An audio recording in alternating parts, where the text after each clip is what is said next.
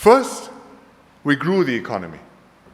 Over 2 decades, we've become much better off. Our strategies to transform and upgrade the economy worked. Investments in promising sectors such as biotech, IT, transportation, and financial services, they paid off. Our economic base diversified. We climbed the value chain, going from factories and production lines to R&D in pharmaceuticals and nanotechnology. Now we are keeping up with dramatic breakthroughs in AI, artificial intelligence. We expanded and deepened international trade partnerships and enhanced our role as a regional hub and a global node. All these attracted MNCs to Singapore and also helped Singapore companies to develop new markets overseas. From time to time, we encountered headwinds. Right now, the economy is growing, but everyone worries about inflation and the rising cost of living. The government has expanded support measures, including CDC vouchers and many other forms of assistance, and these have helped many households.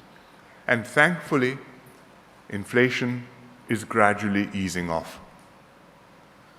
But despite these worries and occasional setbacks, taking a longer view, economic growth has consistently delivered better jobs and higher wages for Singaporeans. Our quality of life has improved across the board, including for those with lower incomes. We built new HDB towns and high-quality public housing with green spaces, schools, polyclinics, and community amenities. For example, Punggol today is unrecognizable from the Punggol of 20 years ago. When I first became PM, most of the new town was yet to be built. It was bare land, prepared but not constructed. People thought of it as a desolate ulu place, and the older ones amongst you will remember exactly what I mean. At one early NDR, I painted our vision for Punggol 21 to set a new standard for urban living where Singaporeans could live, work, and play. Today, Punggol 21 is a reality. It's a vibrant, attractive town full of young families and their grandparents and parents, full of life. In a few months, the Singapore Institute of Technology, SIT, will move in to its new campus, which is next to the Punggol Digital District. We have Punggol Waterway, we have Coney Island, and park connectors, which offer lush greenery and welcome relief from the urban hustle and bustle. If you are looking for a beautiful place to take your wedding photos, or perhaps somewhere romantic to propose to your girlfriend or boyfriend, Punggol Waterway is a great choice.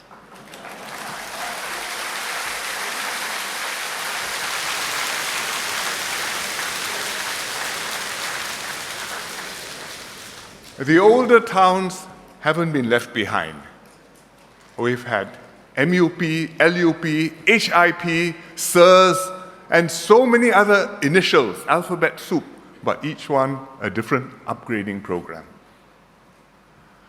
We rejuvenated older estates, kept them up to date, made them fit for a more elderly population. And this is why, unlike public housing projects elsewhere in the world, our HDB estates never turn into slums or ghettos. For example, in Ang Mo Kio, we have upgraded nearly all the flats and spruced up the neighborhoods. We introduced silver zones and friendly streets to slow traffic down and put up colorful block signs to help older residents remember their way home. We created convenient access to a library, the Ang Mo Kio Hub, nursing homes, and town gardens. we revitalized Bishan Ang Mo Kio Park. It's across the road, but we count it as ours. The old concrete storm canal was restored to a natural state. It's now a beautiful meandering river with wildflowers along its banks, and sometimes otter families too. The park is for old folks and young people alike, for both pets and human beings, for lantern festivals, as well as National Day celebrations. Occasionally, our housing program got disrupted, and we experienced shortages and long wait times, especially with the COVID pandemic, which delayed construction. But HDB has worked hard to catch up, and I'm glad that things are now getting back on track. Public transport has improved too. The MRT map used to be very simple. It's just 2 lines, 2 colors: red, north-south, green, east-west lines. Later, we added purple, the northeast line. Today, the map is much more colorful, with yellow, the circle line, blue, the downtown line, brown, Thompson East Coast lines. Our public transport system is convenient, reliable, and affordable. We did once have an issue with rail reliability. The trains were breaking down too often. But SMRT and LTA engineers worked together hard on it, day and night, including our brothers and sisters from NTWU, National Transport Workers Union. Where are you? Take a bow. Put your hands up. There they are. Thank you.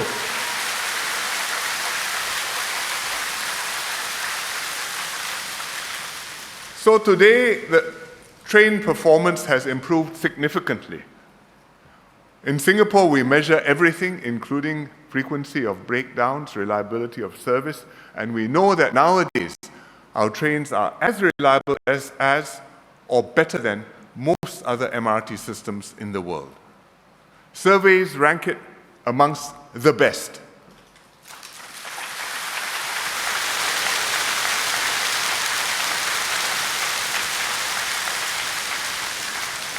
Of course, Singaporeans have high expectations, so if you ask them, they will tell you, you can still do better.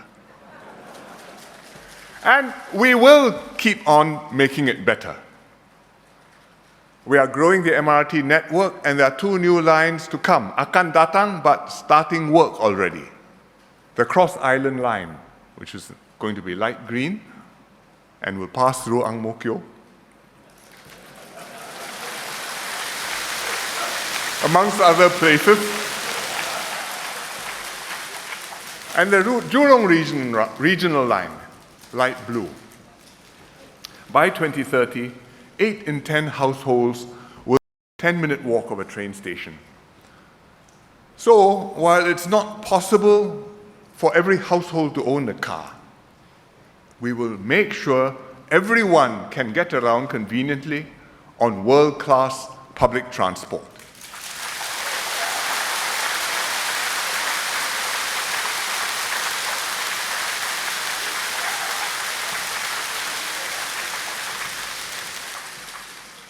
We also invested heavily in a first-class healthcare system, accessible and affordable to all. If you need a cataract operation, especially the older folks, you can get it at a subsidized and affordable fee and within a reasonable time. Everybody. If you have suffered a heart attack, that you can't wait a reasonable time. Every second counts. Once you arrive at the A&E, you'll be triaged, diagnosed, rush into the operating theater, and the surgeon will insert a little balloon into your groin, into your heart artery, inflate it, open the blockage, restore blood flow, save your life. In Singapore, all this takes on average about 50 minutes. This is what they call the door to balloon time. Door, you enter the A&E, balloon, a little balloon inflates, your heart muscle is saved, your life is saved. 50 minutes on average in Singapore. The international standard for this, door to balloon time, is 90 minutes. It means that in Singapore, if you have a heart attack, which unfortunately many people do, you have a much better chance of being treated in time and staying alive.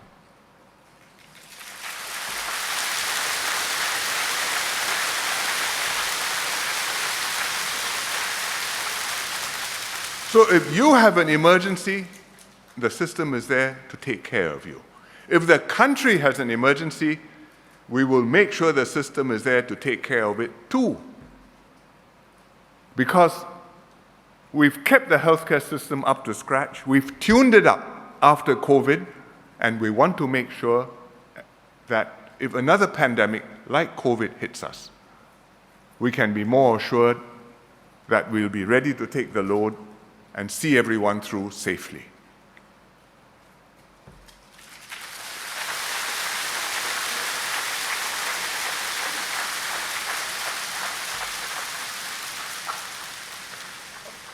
Besides improving everyone's lives, we are creating brighter prospects and wider opportunities for the next generation, for our young. We transformed our education system. We took a broader and more holistic approach and promoted lifelong learning. We made sure that every child can benefit fully from our school system, whatever their family circumstances. No one drops out today because he or she cannot afford the fees or needs to work to support the family. We poured a lot more resources into preschools and infant care. We upgraded the preschool profession, created many more places, and increased government subsidies to make the fees very affordable to every family. In fact, for a low-income family, if you go to an anchor-operated kindergarten, it can cost you $5 a month, thereabouts. We are determined to give all our kids, regardless of their social backgrounds, the best start in life, beginning as early as we can.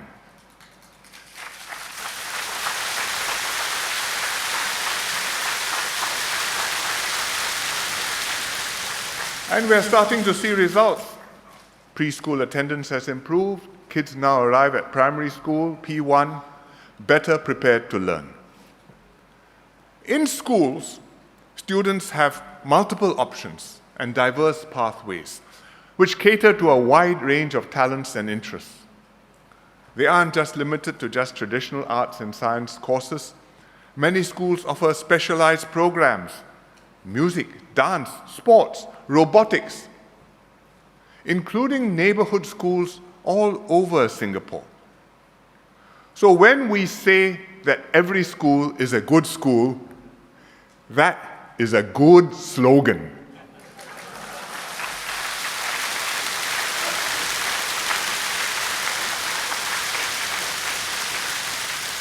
Not every slogan is a good slogan, but in Singapore, every school is a good school.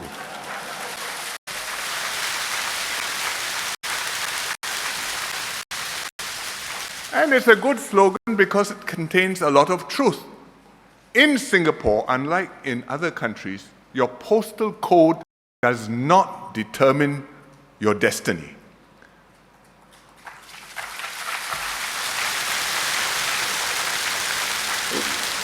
What do I mean?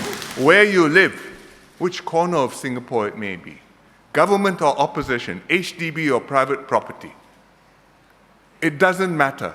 The schools there are good. The schools all over the island are good. If you have talent, you can rise. Whatever your talents, you have opportunities, and we make sure that there are full opportunities for everyone.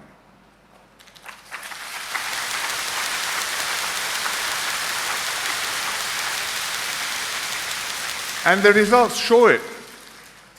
Today, nearly half of each cohort graduates from one of our autonomous universities, equipped with marketable skills, ready to join the workforce. They find jobs readily, often even before they graduate.